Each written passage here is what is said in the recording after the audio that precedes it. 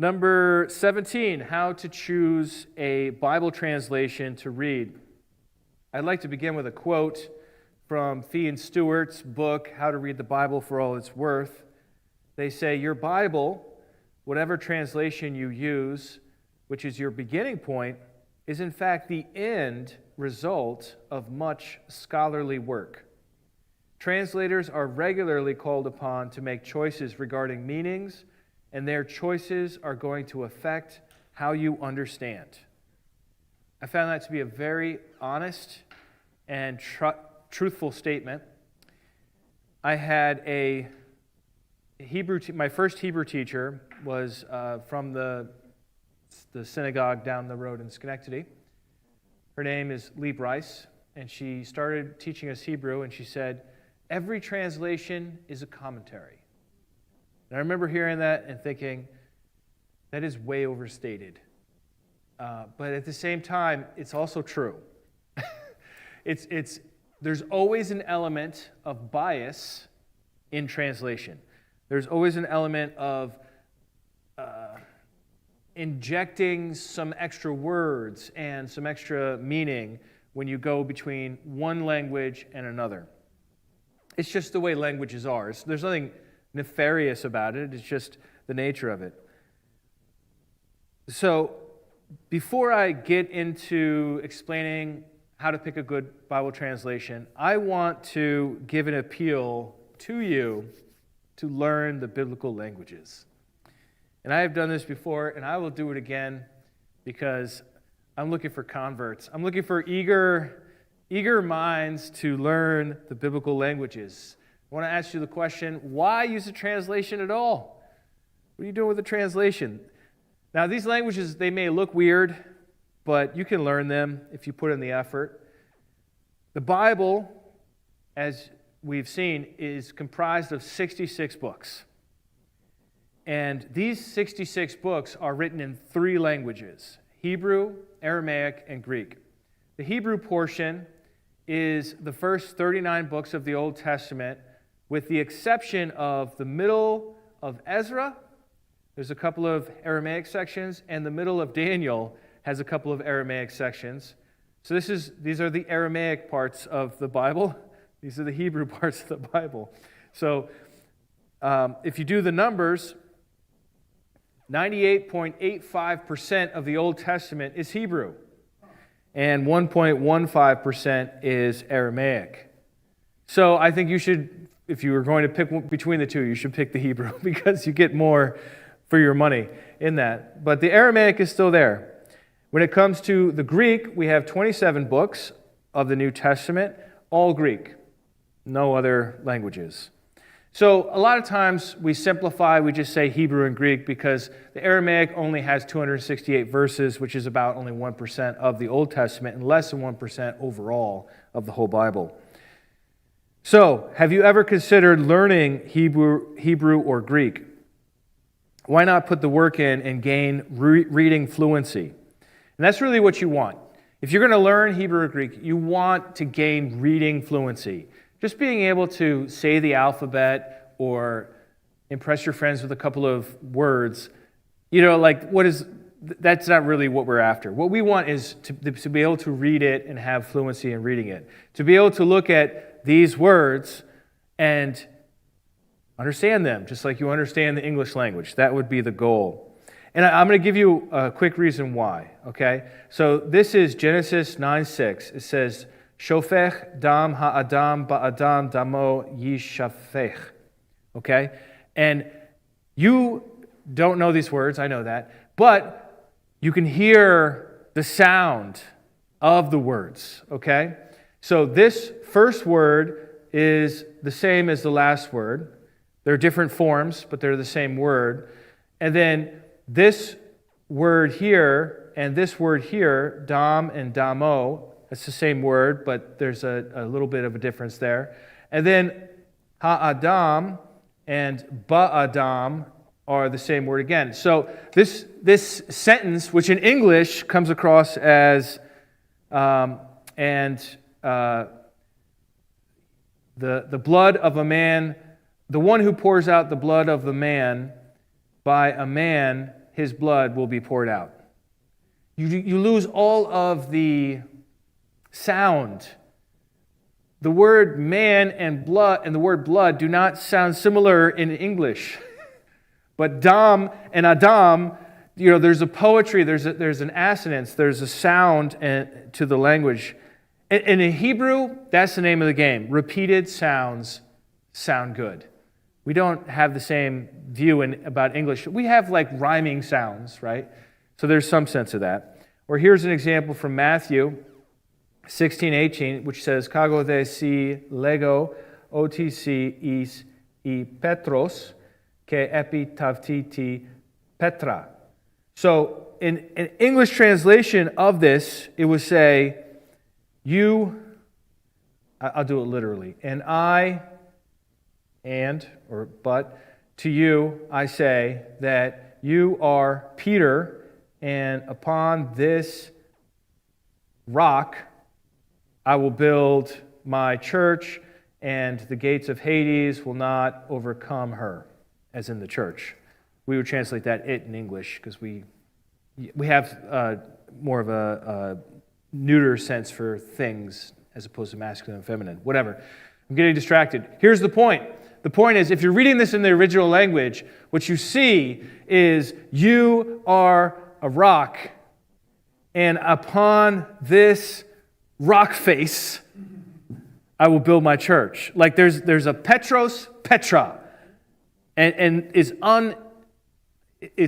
unmissable if you're reading it in the original, and then if you're reading it in the English, you're like, well, maybe you have a footnote to help you there. Nobody in English is going to think the word Peter sounds like the word rock, because it doesn't. But in Greek, they are the same word. So this is my point about learning the languages. You just get more flavor. It's like you have sunglasses on, and you take them off, and now you see more colors. And because the glasses tinted it a certain direction. All right, so if you do want to learn Hebrew or Greek, let me just tell you how to do it, okay? The number one way you can do it is go to the country that speaks that language and live there for a short period of time, or a long period of time, but at least enough time to be able to learn the language. So there are immersion programs. So, for example, the Whole Word Institute offers a 9-month program where you go to Israel and you learn Hebrew.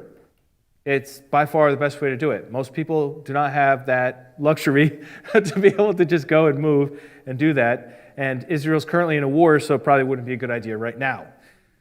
Number 2, in-person college classes. Usually that's going to take 2 semesters. You can go to a local college. Most colleges will have Hebrew or Greek. These are languages that are still important.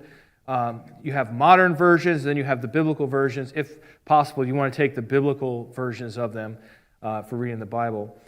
And there are also RTS, Reformed Theological Seminary, offers an 8-week summer program. So that maybe is more doable. It's kind of like an immersion experience, except you're still in America. So it's not like you're just reading and thinking the biblical languages all day, every day. It's a couple of hours each day, but it's about as close as it gets here. All right, number 3 would be in-person classes at a Jewish synagogue or Greek church or community center, where you could go and you could take classes. Number 4 would be an online program with a live instructor. This is something that I finished recently with the Biblical Language Center. Liberty University has this. A lot of colleges have this, where you can just take online classes where it's a recording of a lecture. It's not as good, not a recording. It's a live instructor. And then the last one is a pre-recording or a digital program. So that's where you don't get to participate in it. You're just receiving in that case. And so Aleph with Beth is the name of a YouTube channel that does a great job teaching Hebrew, and it's free. Or Bill Mounts is famous for his DVD course on Biblical Greek. And so those are ways, if you wanted to get started, 5 different ways in order of which is most effective to least effective, which takes the least amount of time to the most amount of time to gain fluency. Now, if you already have learned some Hebrew or Greek, How can you improve or at least not let it die? Number one, if you are part of a reading group in person or online, and you read a portion of the Bible together each week. That is fantastic for not only retaining, but developing in your languages. Number two is Daily Dose of Hebrew, Greek, Aramaic. These are websites, dailydoseofhebrew.com, dailydoseofgreek.com, dailydoseofaramaic. There's also a Latin one. And these are teachers that are, I think they're all associated with Southern Baptist Theological Seminary, and they produce a YouTube video every day of the work week, and you can email it to you for free, and it just does a verse, and it just shows you the verse, and then the guy reads it, and then explains it, and then, it's like 5 minutes, the video ends. So that's a way to keep it alive or improve. The biggest thing you can do if you've already been through some grammar is to read every day. Read the Bible, read devotionals, read comic books. We have Hebrew and Greek Bible comic books published by Glossa House. They're really cool. I have the one for Ruth, Jonah, and Genesis. And it's like actual comic books, but all in the biblical language. And number four is watch TV, right? Watch modern Hebrew and Greek shows. Modern Hebrew and modern Greek are not identical to ancient languages, but they're close enough that if you're watching those shows, it will help you with your biblical skills. You can watch Izzy, which is like Netflix for Israel. And the Greeks have tons of online TV shows that you can watch. I was just checking that out today. All right, enough of that. Let's talk about translations.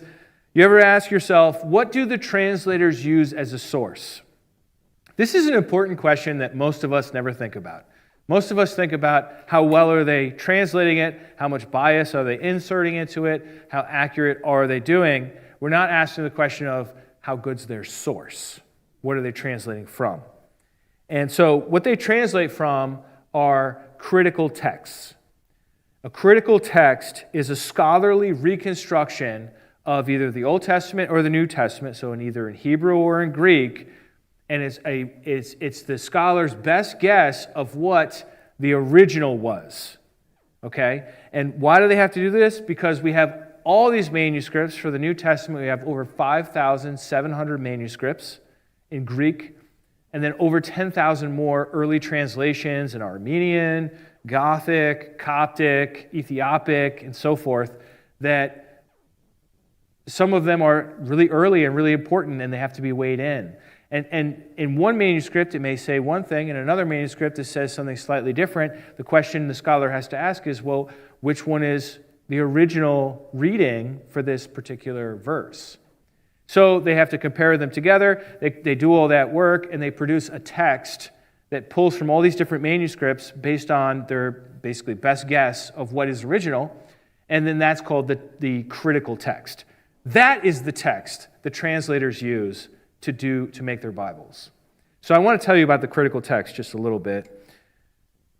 With the New Testament, the main critical text used, not the only one, but the main one, is called the Nestle-Aland 28th edition. Now, the Nestle-Aland text began in the year 1898. We're in version 28 now. This year, I think it's probably likely that version 29 is coming out. And I don't see any reason why there wouldn't be a 30 and a 31, and so forth. Like they are doing this work, and it's ongoing.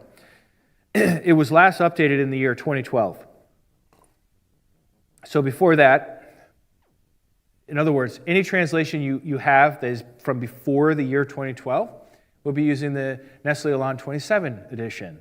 And if it was before that one then it would be the 26, and so forth. Now, where does Nestle-Aland get their reading from? They get it from something called the Editio Critica Major, also abbreviated ECM. This is a project that began in 2008, and basically what it's doing is revising every single book of the Greek New Testament using the coherence-based genealogical method, CBGM. If you want to know what that is and more about it, you've got to take a look at my other class, because that's way too deep for the weeds for this class. Take a look at how we got the Bible. Number 10, New Testament textual criticism. I go into explaining what the coherence-based genealogical method is, but just very briefly, it's using computers to figure out which readings were before which other readings, and developing it. You know what a genealogy is. So-and-so begot so-and-so. It's like manuscripts have a genealogy. This one was copied from that one, is copied from that one, is copied from that one. And so the ECM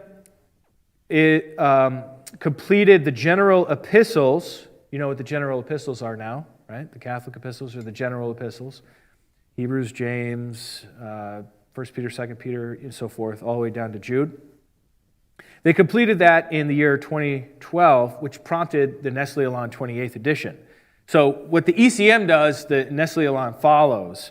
And these are German scholars using computers to systematically figure out what is this genealogy of the manuscripts and how can we get to the most accurate version.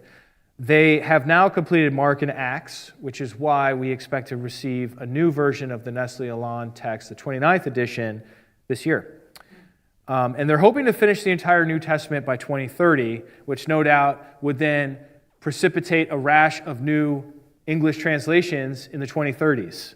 Or sometimes scholarly stuff like this is delayed, maybe the 2040s, right? So, but we are in an exciting time where they're now using computers, and they have been for a couple decades now, to really figure this stuff out. Earlier, in the earlier days, they just had people that were just genius-level people that knew all these different manuscripts and could remember, oh, this is Codex Vaticanus over here. Oh, that's Sinaiticus over there. And it wasn't P46, didn't it say? It's depended a lot more on the mush in your head than systematic analysis. And I think as a result, we are going to get closer and closer to the original New Testament, which is really what we all want over time. Another critical text comes from Cambridge University, and that's the Tyndale House Greek New Testament, also called the THG&T. The Tyndale House Greek New Testament rejects the coherence-based genealogical method. It prefers the old school method of physical manuscripts and privileging certain manuscripts over others that have a higher priority. Over time, we'll see, and we'll continue to see, little changes in our New Testaments as a result of this important work that's ongoing. These changes tend to be quite minor, okay? It's like an extra word "the" or something like that a lot of times, or maybe a rewording of the sentence. Sometimes it matters a little bit more than that, but generally these are pretty minor. But it's exciting because we're getting closer and closer to the original. All right, let's talk about the Old Testament. The Old Testament is not... The Old Testament work was developed by a guy named Kittel. And his edition was called the Biblia Hebraica of Kittel, or the BHK. Started in 1906, first edition, 1913, second edition, 1937, third edition, 1997 was the fourth edition, and they're expecting the fifth edition to be complete in 2032. I don't think I wouldn't put any money on that, okay? Because that one's been delayed and delayed and delayed, but that's what they currently are saying. So, regardless of all the different versions, the two versions that really matter for translators are the BHS and the BHQ. The BHS is Biblia Hebraica Stuttgartensia, and the BHQ is Biblia Hebraica Quinta. It stands for 5, right? So this is the fourth edition. It is already out. The fifth edition, the BHQ, is only partially out. And I think it's a little less than half of the Bible has been completed. But the problem with both of these is that both of these Hebrew critical texts just slavishly produce the Leningrad Codex in their main text. And then they do all of their scholarly work in the footnotes, where they talk about other readings from other manuscripts apart from the Leningrad Codex. The Leningrad Codex is a fairly young manuscript. It's 1,000 years. It was 1,000 years from today. So about 1,000 years ago. And comparably, the Dead Sea Scrolls are 1,000 years older than the Leningrad Codex. And a lot of the manuscripts found at the Cairo Geniza and so forth. So my point is that the BHS and the BHQ, which is what translators are using to make our Old Testaments, put a lot of work on the Old Testament translator to look at the little footnotes and figure out, oh, well, should I go with the Leningrad Codex that's in front of me here, or should I go with a different manuscript? Should I go with the Septuagint? Should I go with the Vulgate? Should I go with one of these other early translations? And I think that's kind of an unfair burden to put on the translators of the Old Testament. The New Testament guys just go with the critical text. Like maybe they make one or two variations for whatever reason, but like with the Old Testament, it's a lot more work on the translator. Now, there is a project that was begun by Ronald Mendel of the University of California at Berkeley called the Hebrew Bible Critical Edition, HBCE. But and they did come out with a volume on Proverbs, but that's it. So I don't know if this project's ongoing, but I would love to see it continue. Okay, why did I go into so much detail on the text that they use for the translations? Well, I want to, two things. One, I want to make the point that newer is older. And that is not an easy to receive statement, okay? What do you mean newer is older? How could a newer translation of the Bible be based on older manuscripts? Well, as we discover, catalog, and then determine the relationship of the manuscripts to each other, our critical texts are improving. And we are in the midst of this renaissance of improvement right now for both the Old Testament and the New Testament. And so as time goes on, we're going to continue to get new translations. I know it's annoying. You like the translation that you like. You don't want to get a new translation. But as new translations come out, they have improvements that go back to older versions of the text that years ago they didn't have access to, okay? So it is a little confusing, but that's why I kind of wanted to get into the weeds a little bit with you to show you what's really going on here.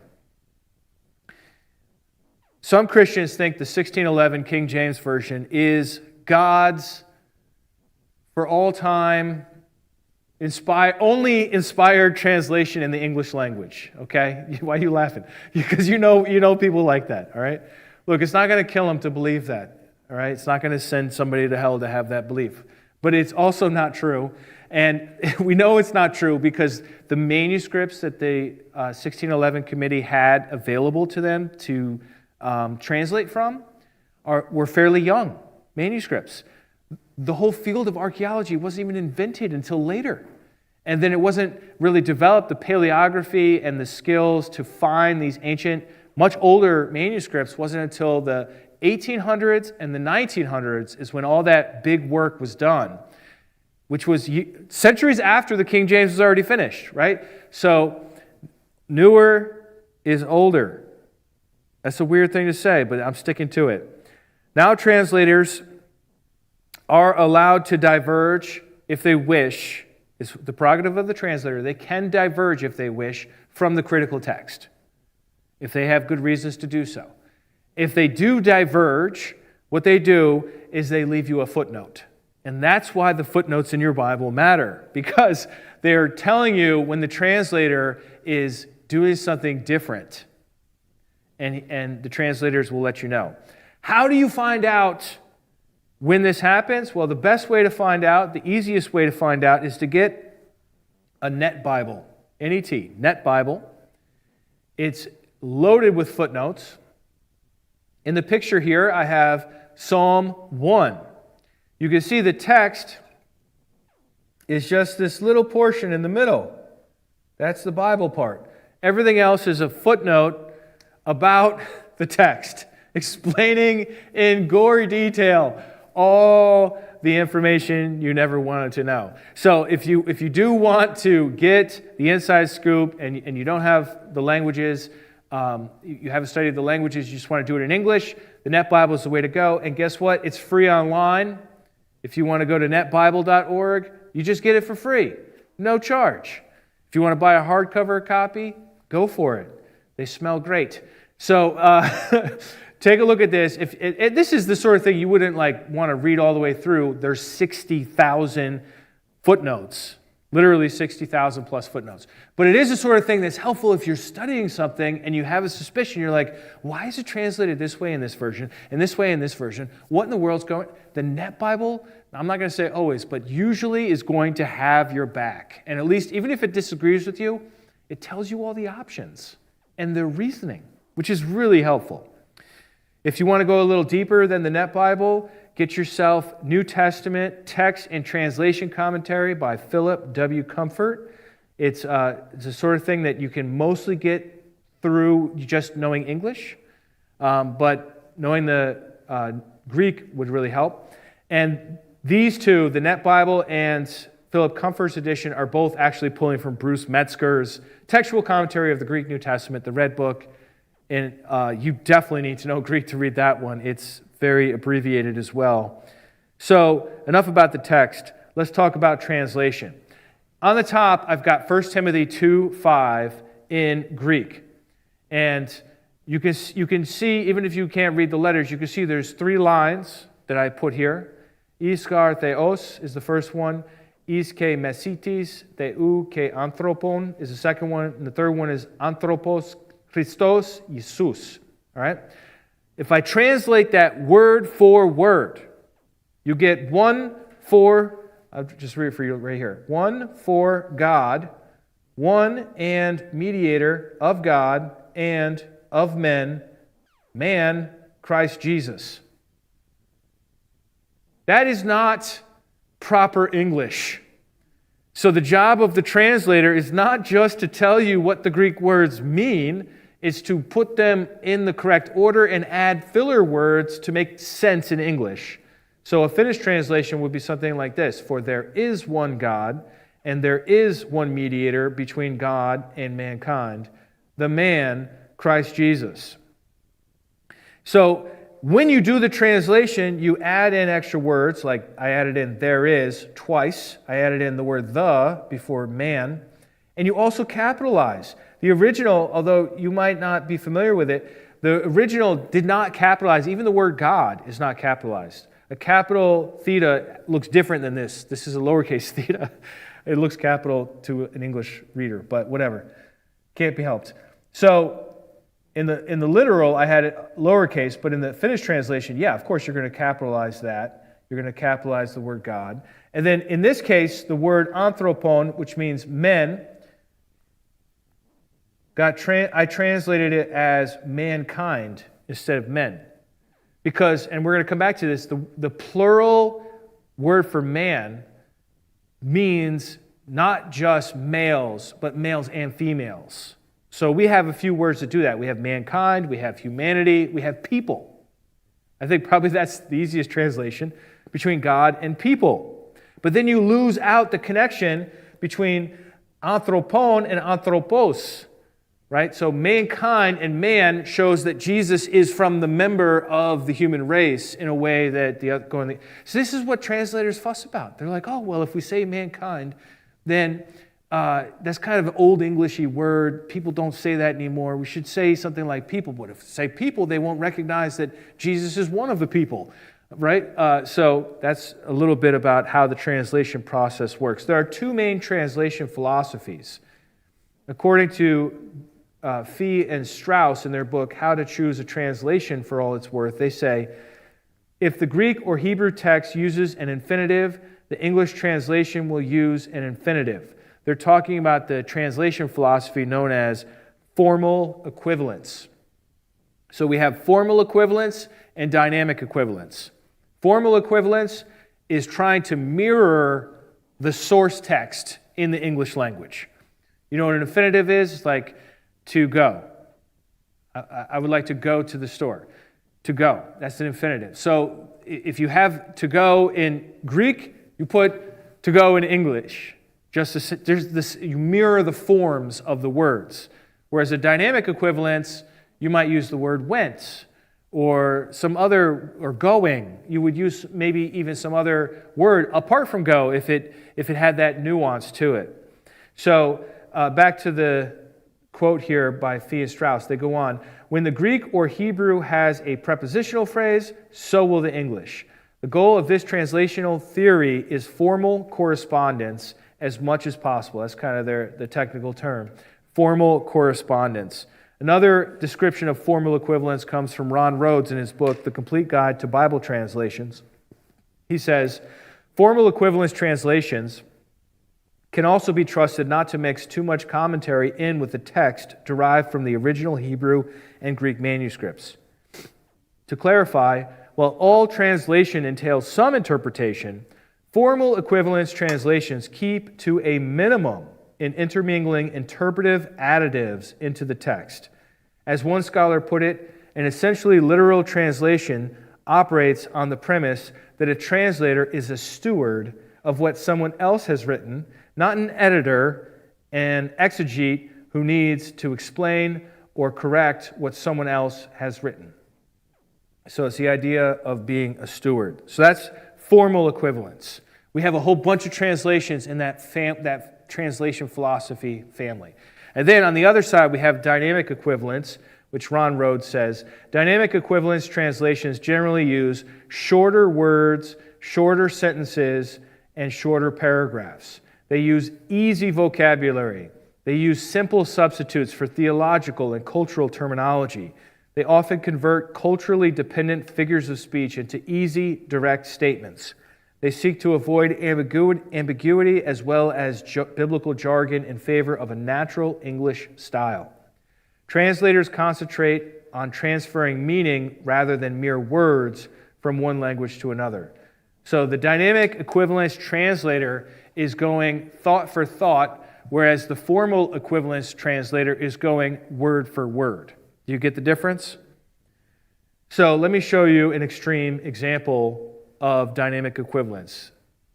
Now, to be fair to most dynamic equivalence people, they would say, this translation has gone too far. Okay, so I don't want you to think they're all like this. But this very well illustrates the problem with dynamic equivalence when taken too far. This is the Message Bible. It says, you're blessed when you're content with just who you are. No more, no less. That's the moment you find yourselves proud owners of everything that can't be bought. Where's that in the Bible? Well, as it turns out, that's Matthew 5:5, which in the NRSV says, blessed are the meek, for they shall inherit the earth. So you see what they did is they interpreted it and then wrote what they think it means rather than just translating it word for word. And in fact, most dynamic equivalence proponents would say, that's not dynamic equivalence, that's a paraphrase, bud. That's a paraphrase. That's too far. And I would agree with that.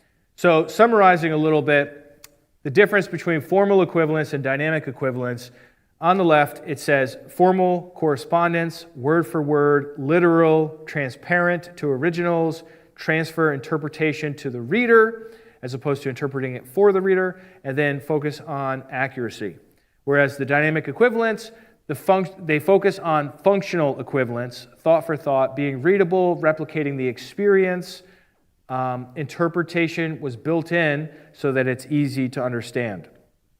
And to be honest, there can be great dynamic equivalence translations, but only if you already share the same theological bias of the translators, because otherwise their interpretation of what it means is going to conflict with what you think it means. And so I'm just not honestly comfortable putting that kind of power in translators' hands. I personally prefer formal equivalence, and that's what I recommend that you use. Now, here's the question. How do you know a Bible is formal equivalence as opposed to dynamic equivalence? Well, here's the easy answer. It has the word standard in it somewhere. Okay? That usually is a signal. I mean, the true answer is read the introduction for your Bible translation, and they will tell you what they're doing. They all do. And they're not ashamed or afraid of it. They'll just explain, hey, we're trying to do it this way. We're trying to go word for word, or we're trying to go thought for thought or some mix of the two. So the formal equivalence Bibles that I would recommend include the English Standard Version, the New American Standard Bible, the Legacy Standard Bible, the New Revised Standard Version, which is the version I'll be using for this class, and the Holman Christian Standard Bible. There are others as well, but these are ones that I would be comfortable recommending. Are they perfect? No, but do they do their best to render for you what's actually hidden underneath as clearly as possible? Yes, they are really trying to do that. Let's move on to gender accuracy. This is a whole subject that I want to be very brief about, but I want to tell you about because it's important to me, and it's something that I changed my mind on after learning the history of it and studying the topic. We're not talking about the gender of God. We're not talking about the gender of people in the Bible, okay? None of that. We're talking about when there is a word that can refer to either male or female in the original language, and how do we translate that accurately into English. So in Ephesians 4:28, the English Standard Version reads, "Let the thief no longer steal." That phrase, "let the thief no longer steal," comes from a kind of construction. We don't have it in English, but it's an articular participle, and literally it translates, "Let the one who steals," okay, which is why the NASB translated, "Let the one who steals." So the one who steals is that phrase, o klepton. Sounds like klepto, right? That's where we get that word from. So, but it's actually masculine. This is. There's no question about it. It's not ambiguous. Any first-year Greek student would be able to tell you this. This is a masculine phrase. It's the male. If you want to be really excessive, you say the male individual who steals. Okay, that's what the Greek says. But that's not what the Greek means. The Greek means anybody who steals. Right? So is it appropriate to translate it, "Let the thief no longer steal," so that the ESV just avoided it here, which, I think that's pretty clever. But then, as it continues, "but rather let him labor, doing honest work with his own hands." Okay, that is what the Greek says, but that's not what the Greek means. The Greek means anyone, he or she. This is not just men can't steal, but women are allowed to steal, right? Okay, we're all agreeing on that.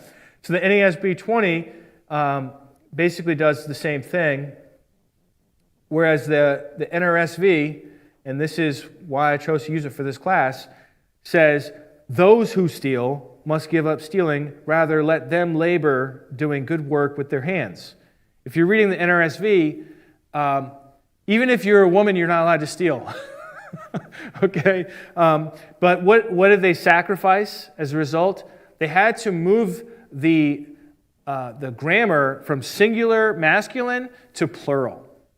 Okay? And that's something that is a change, and some people don't like it.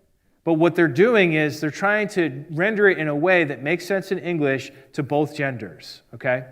So the NRSV is not going to call God a she. It's not going to say that Jacob was a they, or none of that kind of stuff. It's just trying to render things as plural that refer to men and women rather than just using masculine language. Now, look, when the 1975 or whatever year it was, original NASB came out, that's how the English language worked. You could use the word he in a hypothetical and it meant he or she.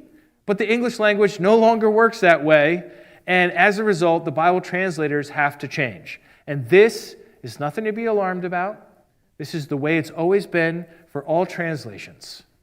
If you try to read the original, earliest English translations, you would have no idea what they say. You wouldn't even know how to pronounce the words. The English language has changed so much over the centuries. So the Bible translations have to change as the language changes. Let me show you one more example of this. This is Matthew 11:15. Literally it says, "The one who has," the male one, the masculine, "the one who has ears, let him hear." Okay? And so the ESV translates it, he who has ears to hear, let him hear. Which I think for older people, you translate in your head, you think, okay, anyone, not just he. But if you have younger ears, you think, oh, so this is to the guys. Let him hear. Okay. The NASB 20 makes some effort. It says the one who hears rather than he who hears. But then it leaves some masculine language there. Whereas the NRSV says, let anyone with ears listen. So it's not exactly following the one who hears. It's changing that to anyone who with ears. But the reason is clear. It's to make it inclusive of males and females when reading. All right, one last topic on translation is bias. I want to talk to you about bias. Bias is woven into our translations to varying degrees. And it's so hard to see our own bias until you look at the subject from a different perspective. When you look at it from a different perspective, then you detect the bias and you say, oh, this is being read into this sentence or this word. Now, there are multiple camps, each with their own translations. And many of us just know the evangelical camp and the evangelical translations. And it won't do to compare the NIV to the NASB and say, hey, look, I compared two different translations and therefore, I've avoided bias. I've countered for bias. That doesn't actually work. And I'm going to show you why. The evangelical tent is big. And many of the most popular and best-selling translations are evangelical. And evangelical Christians have a certain set of doctrines that they insist on believing in order to be on the translation committee. So guess what? Those doctrines are reflected in their translations. So you can't... So for example, here are some evangelical translations. The New International Version, the New Living Translation, the English Standard Version, the New American Standard Bible, the New English Translation, the... what was that? Christian Standard Bible, Holman Christian Standard Bible, the Lexham English Bible, the Message, the Passion, the Amplified Bible, the Legacy Standard Bible, the Contemporary English Version, today's English Version, which is the same thing as the Good News Translation, the New Contemporary Version, and the New International Reader's Version. If I got all those right, it's a lot of acronyms.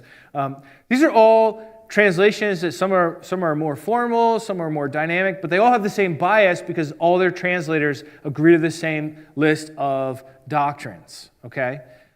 Now, then there are other tents. There are other tents that have different translations. So the Jewish tent, believe it or not, there are Jews who read English, and so they have English translations.